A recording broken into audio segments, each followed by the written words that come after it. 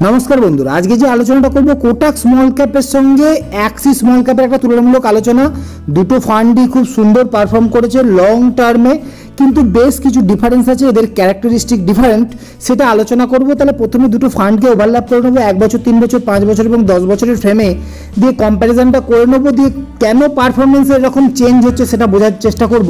কিন্তু তার আগে বেঞ্চমার্ক কম্প্যারিজন করে নেব দুটোর বেঞ্চমার্ক সেম কিছু জেনারেল ইনফরমেশন নিয়ে ঢুকে যাব রিটার্ন চেক করে ভ্যালুয়েশন দেখব দেখি পোর্টফোলিওর মধ্যে ঢুকে যাব।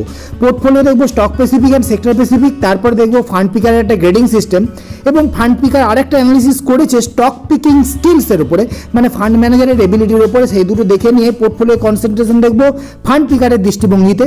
তারপর দেখব পোর্টফোলিও কনসেন্ট্রেশন মানে number of stock top 5 top 10 কিরকম অ্যালোকেশন আছে। তারপরে পোর্টফোলিও অ্যালোকেশন মানে large cap mid cap small ক্যাপে কোন ফান্ড কিরকমভাবে অ্যাপ্রোচ করছে। তারপর রিস্ক রেশিও মানে মিন এসডি বিটা ডেটাগুলো যেগুলো আপনাকে হেল্প করবে ফান্ডের নেচার কেমন বুঝতে এবং শেষকালে ওভারল্যাপিং ইস্যুটা দুটো ফান্ড আপনি একসঙ্গে কি পোর্টফোলিওর মধ্যে রাখতে পারেন কত মিল আছে দুটো ফান্ডের মধ্যে। তাহলে প্রথমে দেখে নিই ফান্ড ভার্সেস ফান্ড তারপর দেখব ফান্ড ভার্সেস বেঞ্চমার্ক। 1 বছরের চার্টে যদি দেখেন ক্লিয়ারলি কোটাক আউট পারফর্ম করছে। 3 বছরের চার্টে অ্যাক্সিস তো আগে আউট পারফর্ম করছিল কিন্তু শেষের দিকে কোটাকের রিকভারি অনেক ভালো দিয়েছে মার্কেট ওঠার সময় এবং শেষকালে সিমিলার 5 বছরেও তাই অ্যাক্সিসের আগে ভালো পারফরমেন্স ছিল। কোটাকের তো মার্কেট পড়ে যাওয়ার পর রিকভারিটা খুব সুন্দর এবং 10 বছরের ফ্রেমে কিন্তু কোটাক বরাবর আউট পারফর্ম করছে। আর একটা জিনিস মার্কেট যখন উঠছে কোটাক কিন্তু বেশি উঠছে, মার্কেট পড়ে গেলে কোটাক বেশি পড়ে যাচ্ছে, এটা ভোলাটিলিটি ইস্যু। সেই ভোলাটিলিটি ইস্যুটা বুঝবো গিয়ে রিস্ক রেশিওতে এসডিবিটা যখন বুঝবো তখন বুঝে নেবো। তাহলে এখন আমরা দেখে নিই ফান্ড ভার্সেস তার নিজের বেঞ্চমার্ক। কোটাক স্মল ক্যাপের বেঞ্চমার্ক হচ্ছে নিফটি স্মল ক্যাপ 100। তাহলে 1 বছরে ফান্ড নিজের বেঞ্চমার্ককে বিট করছে, 5 বছরে বিট করছে এবং সিন্স ইনসেপশনও এ ফান্ড নিজের বেঞ্চমার্ককে বিট করছে। বেঞ্চমার্ক রিলেশন কোটাকের ভালো। অ্যাক্সিসটা দেখে নিই, অ্যাক্সিসের same benchmark Nifty small cap 100 কিন্তু 1 বছরে প্রবলেম আছে, ফান্ড নিজের বেঞ্চমার্ককে বিট করতে পারছে না, ফার্স্ট নেগেটিভ পয়েন্ট।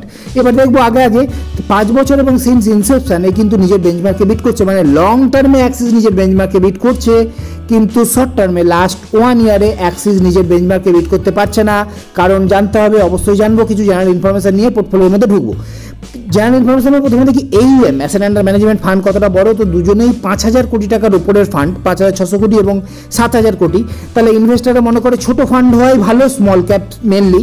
আর কিছু অ্যানালিসিসটা এরকমভাবে লেখালেখি করেছেন যে 5000 কোটি টাকার উপরে স্মল ক্যাপ নেওয়া উচিত নয়, কিন্তু দুটো ফান্ডের সাইজই খুব বড়।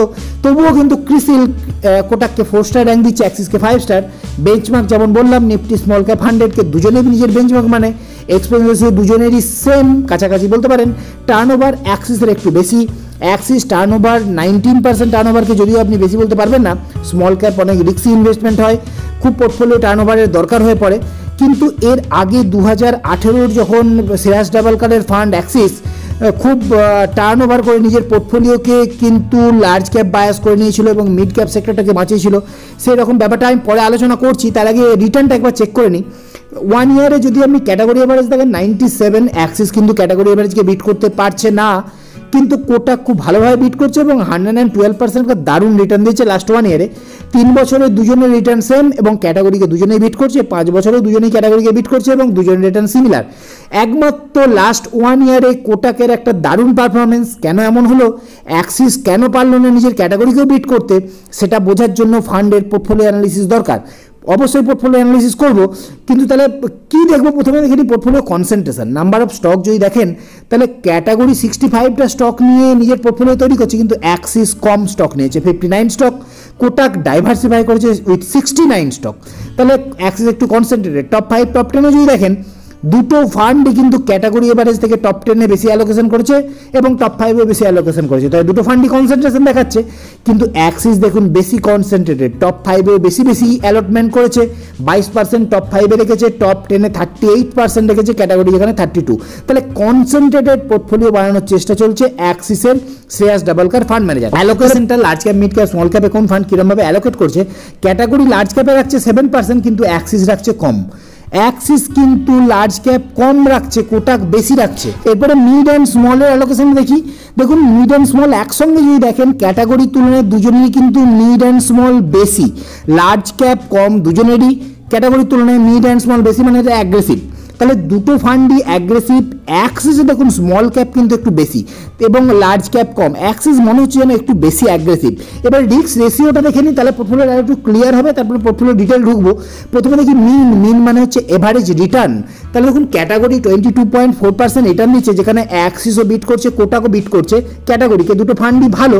কিন্তু অ্যাক্সিসের তুলনায় কোটাকের পারফরমেন্স কিন্তু মিন, গড় রিটার্ন বেটার। এরপরে এইচডিবিটা হচ্ছে ভলাটিলিটি ইন্ডিকেটর।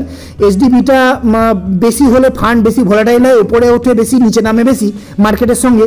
তাহলে এরমভাবে ইনভেস্টাররা ভাবে যদি আমার ফান্ড সেম রিটার্ন দেয় আমি হাই ভলাটাইল ফান্ড কেন নেবো, রিটার্ন তো দরকার ছিল, আমার ভলাটিলিটি নেওয়ার কি দরকার। তাহলে রিটার্ন যদি আমি সেম পেয়ে যাই, লোয়ার ইজ বেটার, এইচডিবিটা আমি কম নেব। তাহলে দুটো ফান্ডই মোটামুটি, এইচডিবিটা একসঙ্গে যদি দেখেন দুটো ফান্ডই ক্যাটাগরির সঙ্গে, কিন্তু অ্যাক্সিসের একটু ভলাটিলিটি কম, এইচডি কম, বিটাও কম। তাহলে অ্যাক্সিস কম ভলাটাইল, কিন্তু এর মিনও ক্যাটাগরি এভারেজকে বিট করছে। এবারে আমরা যখন চার্ট ওভারল্যাপিং করেছিলাম দেখেছিলাম কোটাকের ভলাটিলিটি বেশি, ওইটার জন্যই কোটাক বেশি উঠছিল, বেশি পড়ছিল। এরপরে সার্প আর আলফাকে দেখে নিই, এখানে হায়ার ইজ বেটার হয়। সার্প বলছে আপনার ফান্ড রিটার্ন জেনারেট করার জন্য কত রিস্ক নিচ্ছে, তাহলে ক্যাটাগরি 0.65, দুটো ফান্ডই হায়ার ভ্যালু, দুটো ফান্ডই বেটার।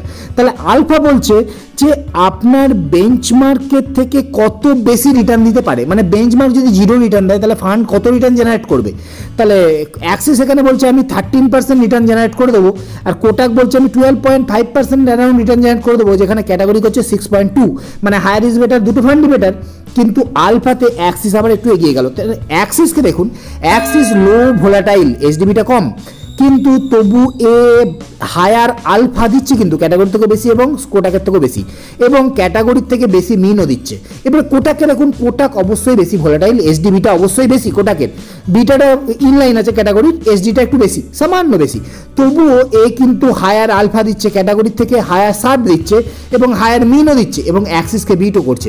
তার মানে মিনেতে, তার মানে হায়ার ভোলাটিলিটি নিয়ে ইনভেস্টার যদি বেটার রিটার্ন পায় সেটাকে তো আপনি খারাপ বলতে পারবেন না। তাহলে কোটাক হায়ার ভোলাটিলিটি নেওয়ার জাস্টিফিকেশন আছে। এবারে আমি ভ্যালুয়েশন অ্যাসপেক্টটা দেখবো, তার আগে আমি দুটো জিনিস দেখে নেবো। ফান্ড পিকারের একটা গ্রেডিং সিস্টেম আছে এবং ফান্ড পিকারের একটা ফান্ড মানে স্টক পিকিং স্কিল আছে, ওই দুটো দেখবো। তা একবার ভ্যালুয়েশনটা দেখে নিই। পিবি ভ্যালুয়েশনে দেখা হয় প্রাইস টু আর্নিং এবং প্রাইস টু বুক, দুজনেরই প্রাইস টু বুক সেম, তাহলে সেম কস্টলি, কিন্তু পিইটা কোটাকের একটু বেশি, তাহলে কোটাক একটু বেশি কস্টলি অ্যাক্সিসের তুলনায়। তাহলে প্রথমে আমরা কী কী দেখেছি যদি একটু সাম আপ করি, কোটাকের একটা ডাইভার্সিফাইড পোর্টফোলিও ছিল অ্যাক্সিসের তুলনায়। তারপরে দেখেছি কোটাকের লার্জ ক্যাপ বেশি ছিল, ক্যাটাগরির তুলনায় দুজনই কম, কিন্তু অ্যাক্সিসের তুলনায় লার্জ ক্যাপ বেশি, তাহলে ডাইভার্সিফাইড লার্জ ক্যাপ বেশি এবং এইচডিবিটা বেশি। এটা কিন্তু হওয়া উচিত নয়, মানে লার্জ ক্যাপ বাড়ালে এইচডিবিটা কমে যায় সাধারণত, কিন্তু কোটাকের বেড়েছে। এবারে আবার ভ্যালুয়েশনটাও কোটাকের হাই। অ্যাক্সিস দেখুন কনসেন্ট্রেটেড কম ভোলাটাইল একটা ফান্ড। এবার ফান্ড পিকার কীভাবে দেখছে, ফান্ড পিকার কী করেছে, 6টা এলিজিবিলিটির উপর 5 পয়েন্ট গ্রেডিং স্কেল তৈরি করেছে, তাহলে পারফরমেন্সকে কোটাককে এগিয়ে রেখেছে। রিস্কের বিচারে দুজনই সিমিলার, ইনভেস্টমেন্ট স্টাইলেও কিন্তু কোটাক একটু এগিয়ে, কোয়ালিটির দিকে অনেকটাই এগিয়ে অ্যাক্সিসের থেকে কোটাক। ডাইভার্সিফিকেশান কেউই ভালো ডাইভার্সিফাই করছে না ফান্ডকে, 5 পয়েন্ট গ্রেডিংয়ে হায়েস্ট পাচ্ছে, দুটো টিক, মানে কোটাক তবুও ভালো আর কি, কনসিস্টেন্সিতে কোটাক আগে। তাহলে ফান্ড পিকারের টোটাল অ্যানালিসিসে মনে হচ্ছে কোটাক একটু এগিয়ে আছে। এবার ফান্ড পিকার আর একটা অ্যানালিসিসও করেছে, যেটা হচ্ছে স্টক পিকিং এবিলিটি, মানে আপনার স্টক যেটা চুজ করেন, স্মল ক্যাপ তো রিস্কি হয়, তাহলে যে স্টকটা আপনি চুজ করছেন সেই স্টকটা কি হায়ার আলফা জেনারেট করতে পারছে। তাহলে ফান্ড পিকার দেখছে যে দুটো মানে দুজন ফান্ড ম্যানেজারই 59% রাইট চুজ করছেন স্টক পিকিং এবং 41% রেড সিগন্যাল থাকছে। তাহলে দুটো ফান্ড ম্যানেজারের এবিলিটি মোটামুটি একই রকম, এটা ফান্ড পিকার মনে করে। এবার পোর্টফোলিও কনসেন্ট্রেশনটা ফান্ড পিকার কীভাবে দেখছে সেটা দেখবো, কিন্তু তার আগে একটু পোর্টফোলিও ডিটেলে ঢুকে যায়। এটা হচ্ছে টপ 10 স্টক হোল্ডিং কোটাক এবং অ্যাক্সিসের। তাহলে এখানে কিন্তু ফাইন্যান্সিয়াল এক্সপোজার খুবই কম, দুটো পোর্টফোলিও টপ 10-এ আপনি ফাইন্যান্সিয়াল হোল্ডিং খুঁজেই পাবেন না প্রায়। কিন্তু কোটাকের একটা জিনিস দেখুন, বেশ কিছু কনজিউমার ডিসক্রিশনারি কনজিউমার স্টেপল জাতীয় স্টক, মানে ডিফেন্সিভ সেক্টর মানা হয় এগুলোকে। তাহলে সেইখানে কিন্তু একটু বেশি ফোকাস করছে, দুটো ফান্ডই একটু ডিফেন্সিভ ক্যাটাগরিতে যাওয়ার চেষ্টা করছে। তাহলে যেরকম বলছিলাম ফাইন্যান্সিয়ালে দেখুন 4% অ্যারাউন্ড কোটাক রেখেছে এবং অ্যাক্সিস 15% অ্যারাউন্ড রেখেছে ফাইন্যান্সিয়ালে। মেটেরিয়ালেও কোটাকের একটু অ্যালোকেশন বেশি, কিন্তু যেটা মেন ব্যাপার বলছিলাম কনজিউমার ডিসক্রিশনারি কনজিউমার স্টেপল আর হেলথ কেয়ার এবং আইটি এগুলোকে ডিফেন্সিভ সেক্টর ধরা হয়। অ্যাক্সিস সেই জায়গায় 43% অ্যালোকেট করছে, কোটাক 38। তাহলে ডিফেন্সিভ জায়গায় প্রায় 50% হোল্ডিং কিন্তু ডিফেন্সিভ জায়গায় চলে গেছে দুটো ফান্ডেরই। অ্যাক্সিস একটু আরও বেশি ডিফেন্সিভ হওয়ার চেষ্টা, কিন্তু কোটাকে দেখুন মেটেরিয়াল মানে সাইক্লিক্যাল জায়গাটা একটু যেন ওয়েটেজ বেশি আছে। এখানে ফান্ড পিকার এটা দেখাচ্ছে যে টপ 5 এবং নেক্সট 5, টপ 5 to 10 হোল্ডিংয়ে কিন্তু অ্যাক্সিস বেশি কনসেন্ট্রেটেড, কিন্তু অ্যাক্সিস আবার লার্জ ক্যাপ কম নিয়েছে। ডিপ ব্ল্যাক যেটা সেটা অ্যাক্সিস, সেটা হচ্ছে আপনার লার্জ ক্যাপ হোল্ডিং। কোটাক সামান্য লার্জ ক্যাপ নিয়েছে, অ্যাক্সিস প্রায় লার্জ ক্যাপ নেয়নি একদম। এরপরে আমরা পোর্টফোলিও ওভারল্যাপিং ইস্যুটাকে অ্যাড্রেস করব। প্রথমে তো দেখে নিই সেক্টর স্পেসিফিক ওভারল্যাপিং। দেখুন আপনি মোটামুটি কনজিউমার ডিসক্রিপশনেতে 9.83% রেখেছে অ্যাক্সিস, তাহলে 9% মোটামুটি ওভারল্যাপিং। এবারে মেটেরিয়ালেও বেশ ভালো ওভারল্যাপিং আছে, 20% অ্যারাউন্ড ওভারল্যাপিং আছে। কিন্তু স্টক স্পেসিফিক ওভারল্যাপিংটা যদি দেখেন বেশ কিছু কমন স্টক আছে, থাকাটা স্বাভাবিক। স্মল ক্যাপ 100কে দুজনেই নিজের বেঞ্চমার্ক মনে করে, তাহলে তো 100টা স্টক, তার মধ্যে স্টক তুলতে হবে, তাহলে বেশ কিছু কমন স্টক আছে। আপনি ডিটেলটা দেখুন, আমি একদম শর্টে শর্টং সারি। কোটাকের 69 স্টক আর অ্যাক্সিসের পোর্টফোলিওতে 59, তার মধ্যে 8টা কমন স্টক, 12% পোর্টফোলিও একদম সেম টু সেম। তাহলে এটাই এমন কিছু বেশি ওভারল্যাপিং অবশ্যই নয়। কিন্তু এখন মার্কেটে যা সিনারিও, নিফটি 50কে Nifty mid cap outperform করছে এবং Nifty small cap outperform করছে। নিফটি 50 থেকে নিফটি 200 মানে ব্রডার ইন্ডেক্স বেটার পারফর্ম করছে, নিফটি 500 আরও পারফর্ম বেটার করছে। তাহলে করেছে, রিটার্ন দিয়েছে, ইনভেস্টার এবারে একটু ডিফেন্সিভ হবে। ঠিক আছে, আমি একটু সাম আপ করে নিয়ে ব্যাপারটায় আরো ক্লিয়ারলি আসছি। মানে কোটাক এবং অ্যাক্সিসের দুজনের কাছে সেম বেঞ্চমার্ক ছিল নিফটি স্মল ক্যাপ 100, কিন্তু ওভার লং পিরিয়ড অ্যাক্সিসকে কিন্তু আউট পারফর্ম করছে কোটাক 10 ইয়ার্সেও এবং লাস্ট 1 ইয়ারেও। এবারে যদি আপনি দুটো ফান্ডেরই AUM দেখেন, দুটো ফান্ডই কিন্তু বড়, যেটা ইনভেস্টারের পছন্দ হওয়ার কথা নয়, কিন্তু ক্রিসিল 4 স্টার 5 স্টার র্যাঙ্ক দিচ্ছে, যেটা ভালো কথা। বড় ফান্ড হওয়া সত্ত্বেও কোটাক এবং অ্যাক্সিস দুজনেই কিন্তু ক্যাটাগরিকে 3 বছরে 5 বছরে বিট করছে। কোটাক লাস্ট 1 ইয়ারে একটা দারুণ পারফরমেন্স দিয়েছে ক্যাটাগরি এভারেজের তুলনায়। যখন আমরা পোর্টফোলিও দেখেছি দুজনেই মোটামুটি same concentrated. Highest allocation stock specific allocation যদি দেখেন, কোটাকের 4.5% এবং অ্যাক্সিসের স্টক স্পেসিফিক হাইয়েস্ট অ্যালোকেশন 5.5%। কিন্তু সেক্টর স্পেসিফিকও বেশ কিছু ওভারল্যাপিং আছে। ফান্ড পিকারের গ্রেডিংয়ে কোটাক একটু এগিয়ে আছে, কিন্তু স্টক পিকিং স্কিলসে ফান্ড পিকার দেখছে দুজন ফান্ড ম্যানেজারই মোটামুটি সেম কাইন্ড অফ পারফরমেন্স দেখাচ্ছে, স্টক পিকিং স্কিলস দেখাচ্ছে। এবং যদি টপ 5 টপ 10 এবং পোর্টফোলিও কনসেন্ট্রেশন পোর্টফোলিও অ্যালোকেশনটা ফান্ড পিকারের চোখে দেখেন, তাহলে অ্যাক্সিসের লার্জ ক্যাপ কম এবং অ্যাক্সিস একটু বেশি কনসেন্ট্রেটেড। এবারে আমরা যখন অ্যানালিসিস দেখেছি, ভ্যালু রিসার্চ মানি কন্ট্রোলের অ্যানালিসিস দেখেছি, তখন নাম্বার অফ স্টকে অ্যাক্সিস একটু কনসেন্ট্রেটেড, কম স্টক এবং টপ 5 টপ 10 বেশি অ্যালোকেট করা। কোটাক একটু diversified with large cap bias, যদিও লার্জ ক্যাপ ক্যাটাগরি 7%-এর তুলনায় দুজনেরই কম, কিন্তু stock versus stock, fund versus fund, Kotak কিন্তু একটু large cap bias. Kotak large cap bias হয়েছে, তবু কিন্তু এর ভলাটিলিটি বেড়ে গেছে, HDBটা হাই হয়ে গেছে।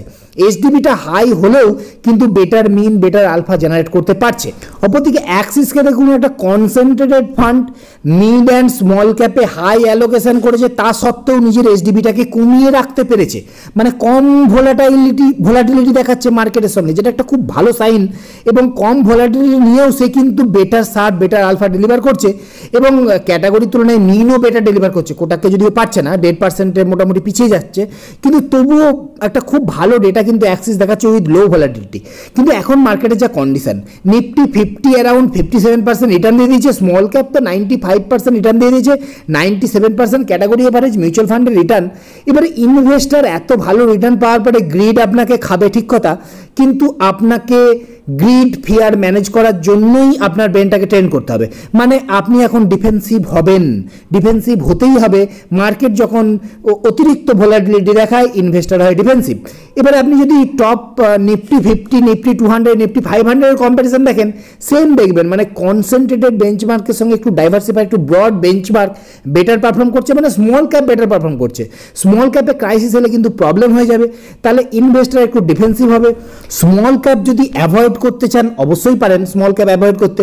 একটা মাল্টি ক্যাপ ফান্ডের মধ্যেও 25% স্মল ক্যাপ থেকেই যায় এবং সেখানে মাল্টি ক্যাপ ফান্ড নিয়ে আপনি সন্তুষ্ট থাকতে পারেন। তবুও যদি আপনাকে মনে হয় যে একটু স্মল ক্যাপ নিয়ে নিই কী হবে, তাহলে একটু লার্জ ক্যাপ বায়াস, কম রিটার্ন, কম ভোলাটিলিটি, এইরকম আপনাকে একটা ফান্ড ম্যানেজার চুজ করতে হবে যে সবসময় ডিফেন্সের দিকে চোখ রেখেছে। ইনভেস্টমেন্ট জার্নিটা তো একদিনের নয়, এটা একটা লং জার্নি। তাহলে এই লং জার্নিতে আপনাকে কোপ আপ করতে হবে মার্কেটের সঙ্গে। আমি আপনাকে উইশ করছি একটা ভালো ইনভেস্টমেন্ট জার্নির জন্য এবং এই ভিডিওটা দেখার জন্য অনেক অনেক ধন্যবাদ। পরের ভিডিওতে দেখা হচ্ছে। Thank you for watching.